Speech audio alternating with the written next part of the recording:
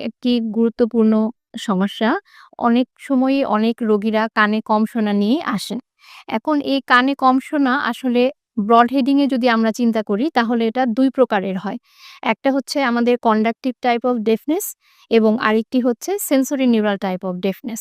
এখন conductive type of ডেফনেস নিয়ে আজকে আমরা কথা বলব। কন্ডাক্টিভ টাইপ অফ ডেফনেস মানে হচ্ছে আমাদের কানের যে শব্দগুলো পাস করে যে রাস্তাটা, সেই রাস্তায় যদি কোনো ঝামেলা থাকে বা কোনো কারণে যদি শব্দটা আমাদের কানের ভেতরে পৌঁছাতে সমস্যা হয়, সেক্ষেত্রে আমাদের কানের কম শোনাটা হতে পারে। আর সবচেয়ে কমন যে সমস্যা নিয়ে আসেন পেশেন্টরা আমাদের কাছে, এটা হচ্ছে কানের ভেতরে ওয়্যাক্স বা হচ্ছে ময়লা বা আমরা অনেক সময় ক্ষইল বলে থাকি। তো এই কানের যাদের সিক্রেশন অনেক বেশি থাকে, কানে সেবাসিয়াস গ্ল্যান্ডের সিক্রেশন আছে। আমাদের কানের ভেতরে স্কিনের যে হেয়ার ফলিকল এর গোড়া দিয়ে অনেক সময় অনেক বেশি সিক্রেশন হয়। তাদের ক্ষেত্রে অনেক ময়লা এমনভাবে জমে, অনেক সময় এটা কিন্তু পাথরের মতো শক্ত হয়ে যায় এবং আমাদের শ্রবণ যে রাস্তাটা আছে, এই রাস্তাটাকে ব্লক করে ফেলে। সেক্ষেত্রে আমাদের শব্দটা আর কিন্তু ভিতর পর্যন্ত যেতে পারে না। এক্ষেত্রে অনেকেই কানে কম শোনেন। ১ম যে বাচ্চাদের ক্ষেত্রে বিশেষ করে আমরা এটা দেখে থাকি যে কানে কম শোনার অনেক গুরুত্বপূর্ণ একটা কারণ হচ্ছে কানের ভেতরে ময়লা বা ওয়্যাক্স।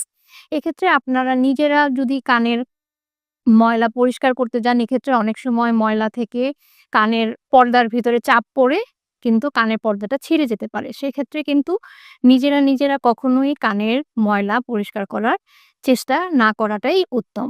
এক্ষেত্রে আমাদের কি করতে হয়, আ আমরা যখন আসি অনেক সময় আমরা ময়লাটাকে যেহেতু শক্ত ময়লা বের করাটা কঠিন, আমরা কিছু ড্রপ ইউজ করি, অনেক সময় কানে তেল দিতে বলি। এক্ষেত্রে আমাদের মধ্যে অনেকেরই একটা ভুল ধারণা থাকে যে অনেকে নারিকেল তেল দেন, অনেকে সরিষার তেল দেন।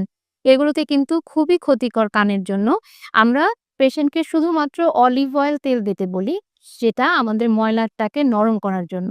বাকি যে আপনার নারিকেল তেল বলেন বা যেকোনো তেল এগুলো দিলে আমাদের কানে ফাঙ্গাল ইনফেকশন গুলো বেশি aggravated হয়। সে কারণে আমাদের কানে কিন্তু এই ধরনের তেলগুলো দেওয়াটা উচিত নয়। এরপরে আপনারা আসেন যে কানের ময়লা নরম করা হলে আমরা দেন সাকার মেশিন বা সাকশন টিউব দিয়ে আমরা এটা বের করে ফেলি। এজন্য আপনাদের অবশ্যই একজন নাক কান গলা বিশেষজ্ঞের সাথে যোগাযোগ করা উচিত, নিজেরা চেষ্টা না করে। এর পরবর্তীতে আসেন যে আমাদের কানের পর্দা যেটা আমাদের শুনতে